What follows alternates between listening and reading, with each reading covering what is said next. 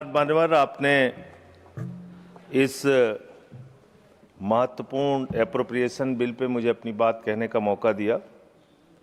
मान्यवर, इस पूरे बिल को देखने के बाद जो डिमांड्स है माननीय मंत्री जी की, उसमें जो मौजूदा परिस्थितियां हैं उसके लिए 57,000 करोड़ रुपए की मांग उन्होंने सदन से की है मंजूरी के लिए। मान्यवर, अभी जब नेता सदन बोल रहे थे तो उन्होंने कहा कि ये जो संकट है, विपत्ति का काल है, इस काल में विपक्ष हमारा साथ नहीं दे रहा है। ये विपत्ति आ पड़ी है, आई हुई विपत्ति है, इसमें तो सबको साथ देना चाहिए। लेकिन मैं आपके माध्यम से सरकार से पूछना चाहता हूं, यह विपत्ति आई हुई कैसे है? मान्यवर, यह विपत्ति लाई हुई विपत्ति है। यह लाई गई समस्या है, यह लाया हुआ संकट है, आया हुआ संकट नहीं मान्यवर। तो यह लाया हुआ संकट कैसे है? देश की जनता को नहीं पता था मान्यवर, आपको भी नहीं पता था, हमको भी नहीं पता था, लेकिन आदरणीय प्रधानमंत्री जी को पता था, देश के विदेश मंत्री को पता था कि जो हार्मोज का समुद्री मार्ग है, वहां से भारत की जरूरत का 60% कच्चा तेल आता है मान्यवर, और 50% भारत के जरूरत की गैस आती है, उसी रास्ते से आती है। यह बात नरेंद्र मोदी जी को, आदरणीय प्रधानमंत्री जी को पता थी।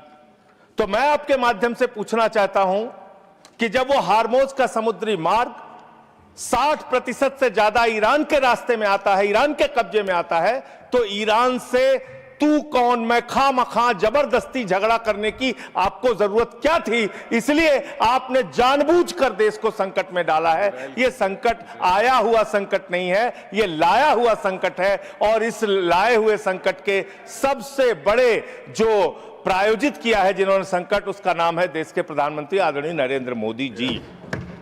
मान्यवर, यह बात देश की जनता को पता होनी चाहिए। दूसरी बात मान्यवर, आपका परंपरागत मित्र है ईरान, और खुद प्रधानमंत्री ने माना है। प्रधानमंत्री जी जब गए थे ईरान की यात्रा में, उन्होंने कहा भारत और ईरान की दोस्ती इतिहास से भी पुरानी है। ये प्रधानमंत्री के वक्तव्य हैं। उन्होंने खामेनेई जी को कुरान की पांडुलिपि भेंट की थी 7वीं शताब्दी की मान्यवर। उन्होंने चाबार पोर्ट का समझौता किया था, जिसका बखान प्रधानमंत्री ने खूब किया कि भारत का व्यापार बढ़ जाएगा, पाकिस्तान की अब हमें जरूरत नहीं पड़ेगी, अब हम अपना एक अलग रास्ता बना के और भारत के व्यापार को बढ़ाएंगे। और वहां पर सरकार ने सैकड़ों करोड़ रुपए चाबार पोर्ट पे वेस्ट किया। 2019 तक भारत को ईरान से सस्ता तेल मिलता था, रुपए में तेल मिलता था, गैस मिलती थी, हमारा मित्रतापूर्ण संबंध था उनसे। लेकिन भारत के प्रधानमंत्री खामेनेई की मौत पे खामोश रहते हैं। 160 स्कूली बच्चे मार दिए जाते हैं, खामोश रहते हैं। और इतना ही नहीं मान्यवर, ईरानी नौसेना को हमने अपने युद्धाभ्यास में बुलाया, और जब वो नौसेना का जहाज वापस जा रहा था, 100 नौसैनिक मार दिए गए ईरान के, अमेरिका के द्वारा। प्रधानमंत्री खामोश। हमारे मेहमान मारे गए, एक शोक संवेदना के शब्द हमने नहीं बोले। तो ये संकट भारत के ऊपर आपने लाया है, ये आया हुआ संकट नहीं है, मैं फिर से स्पष्ट करना चाहता हूं। दूसरी बात मान्यवर, दूसरी बात, आपने जो तेल और जो ऐसे समय में 60 रुपए घरेलू गैस का दाम और 115 रुपए कमर्शियल सिलेंडर का दाम आपने बढ़ाने का काम किया। तो पूरे देश में एक हाहाकार की स्थिति है। इसको नियंत्रित करने के लिए झूठ बोलने के बजाय सच्चाई को स्वीकार कीजिए। और आज जो कहा गया कि हार्मोज समुद्री मार्ग खुल गया है, गलत जानकारी सदन को नहीं देनी चाहिए। हार्मोज समुद्री मार्ग से मात्र 2 जहाज आपके आए हैं, 22 जहाज अभी भी आपके रुके हैं। मैं शुभकामनाएं देता हूं कि आप वार्ता करके उस समस्या का समाधान कराइए। अभी है मान्यवर समय है। मान्यवर, 2 मिनट में आपसे और लूंगा। मान्यवर, दूसरा विषय, मैं आपके माध्यम से सरकार से अनुरोध करना चाहता हूं। हमारी सेना बहादुरी से देश की सुरक्षा के लिए लड़ती है, और उसके साथ साथ सेंट्रल आर्म्ड पुलिस फोर्स के लोग, जो हमारे केंद्रीय सुरक्षा बल के लोग हैं, वो भी लड़ते हैं, वो भी देश के लिए अपनी कुर्बानी देते हैं। पुलवामा में 40 जवानों ने अपनी शहादत दी मान्यवर, पुलवामा में 40 जवानों ने अपनी शहादत दी।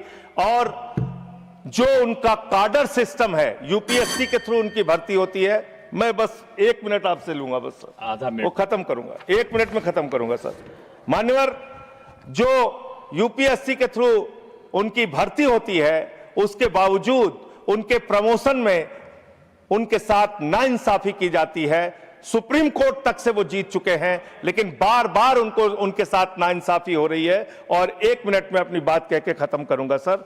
जो प्रमोशन का सिस्टम है उनके साथ, जो अन्याय उनको झेलना पड़ रहा है, वो एक असिस्टेंट, एक डिप्टी कमांडेंट को जो सीआरपीएफ में है, 18 साल में, बस खत्म कर रहा हूं सर, विषय नहीं है ना, 1 मिनट में खत्म कर रहा हूं सर। उसी के लिए डिमांड में चाहता हूं, सरकार के सामने एक प्रस्ताव मेरा। 18 वर्षों में एक प्रमोशन मिलता है सीआरपीएफ के डिप्टी कमांडेंट को, और असिस्टेंट कमांडेंट को 15 वर्ष में एक प्रमोशन मिलता है। यही हाल बीएसएफ का है। लेकिन जो आईपीएस बैच के अधिकारी हैं, उनको 4-4 प्रमोशंस मिलते हैं। हमें आईपीएस के प्रमोशन से परेशानी नहीं है, लेकिन बीएसएफ में, सर खत्म कर रहा हूं सर, 30 सेकंड में खत्म कर रहा हूं सर, खत्म कर रहा हूं 30 सेकंड में सर। मेरा सिर्फ आपके माध्यम से सरकार से इतना अनुरोध है कि जो हमारे केंद्रीय सुरक्षा बल के जवान हैं, जो हमारी वो सेना है, उसका मनोबल कमजोर ना हो जवानों का, और उसमें आईपीएस को उनकी पोस्टों पे ना बैठाया जाए।